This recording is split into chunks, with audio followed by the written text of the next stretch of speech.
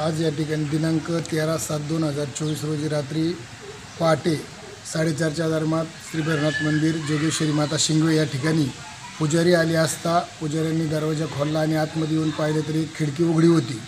त्या खिडकीच्या बाजूने पाहिलं तर ग्रिल जे लावलेलं होतं ते देखील चोरट्यांनी काढून टाकलं।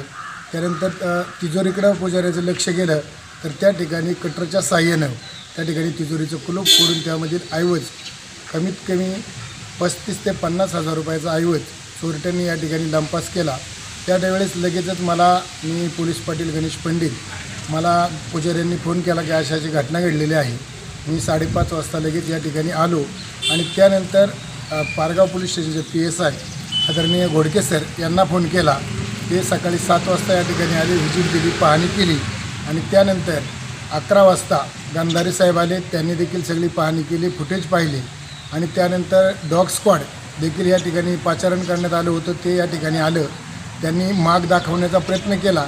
त्या ठिकाणीचं आता फुटेज पाहण्याचं काम पोलिसांच्या साहाय्याने या ठिकाणी करण्यात येत आहे आणि या ठिकाणी पूर्ण तालुक्यामध्ये जे ड्रोनचा एक प्रचार झालेला आहे त्याच्यामुळं लोकांमध्ये घबराटीचं वातावरण आहे, तेही या ठिकाणी आपण सर्वांनी काळजी घेणं गरजेचं आहे।